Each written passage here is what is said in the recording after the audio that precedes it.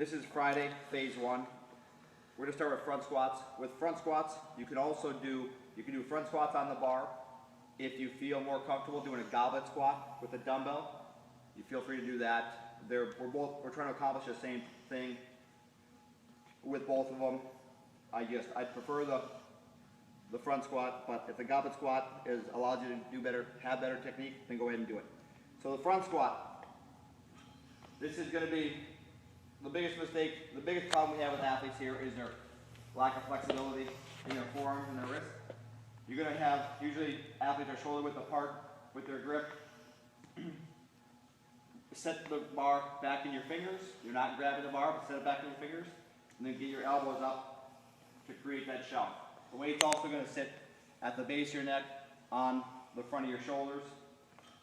So and you see my shoulders round, push my shoulders forward, create that shelf. Again, it'll sit at the base of my neck.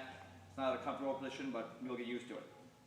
So I'm always taking that good base, about shoulder width apart.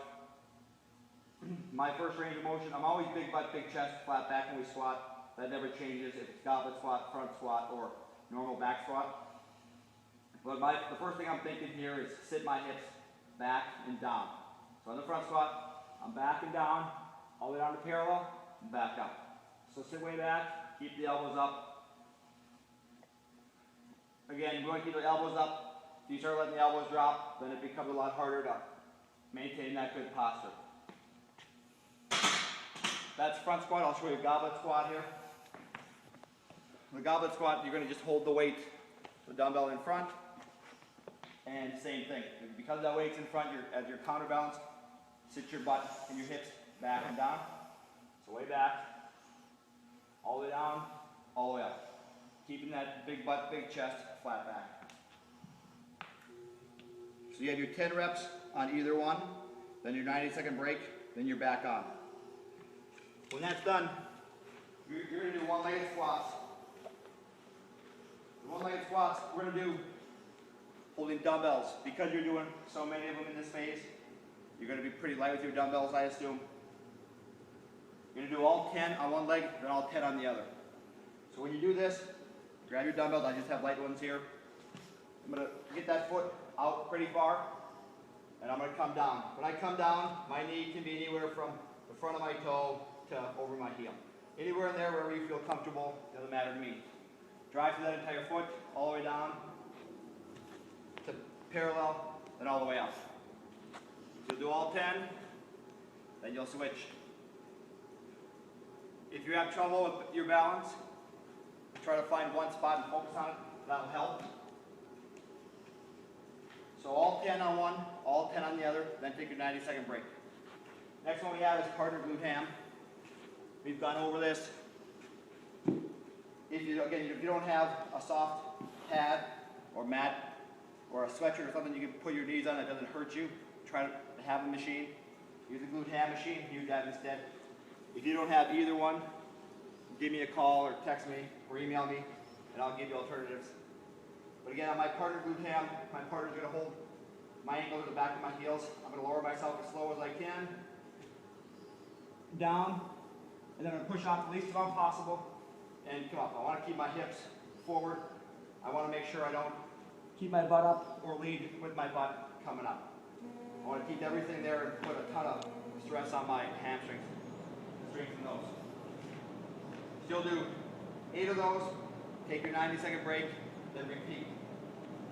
Next one we have is our clap push-ups. We're going to do a little upper body here on Friday. So you have clap push-ups or explosive push-ups, which is, we've gone over earlier. Feet together, body nice and straight, down your chest, up, and clap. If you're unable to do clap push-ups, you just do explosive push-ups, which is try to leave the ground. You can do both or either one from your knees. It's easier if you can't do them on your feet and get down to that depth, down to your chest, and up. Again, my hips are forward, so my weight's on my chest. Otherwise, explosive is just here. So I do clap push-ups first, and this is a triple set. So you're doing 3 exercises without taking a break. So clap push-ups, then I'm going to go to buys. So your biceps, you can use a bar, you can use dumbbells. But I'm going to start from the bottom, come all the way up, all the way down. You can do a hammer curl, which is the dumbbells facing this way, all the way up, all the way down. I don't care. So you'll go clap push-ups, biceps, and then to triceps. Some people use a tricep machine, a tricep push-down machine. Some people use a bar. You can use them, do them on the dumbbell where you're holding that half triangle, and then the other half. Keep your elbows in, all the way down, all the way up. It'll look like this. You can do that. You can do 2 dumbbells. Here, keep your elbows in tight, straight up, straight down. Again, doesn't matter to me. You'll go clap push-ups, bis, tris, then take your break. Next, the last one we have on Friday here is groin iso. We're going to use a stability ball. When we do this, ideally, you're using a big stability ball. I'll explain why here. In parentheses, you'll notice that it's 5 seconds on, 5 seconds off. So when you do this 10 times. I want my legs to spread as far as I can get them. I want to hold the ball deep in my crotch. We're trying to strengthen our groin in a wide range of motion. Usually injuries happen as our muscles get stretched. So we want to strengthen that weak area. So I'm going to hold the ball tight against my crotch, squeeze for 5 seconds as hard as I can, rest for 5. If I don't hold on to the ball tends to work its way up. So then I start working a shorter range of motion. I don't want that. I want to work a wider range of motion to strengthen where we'll be.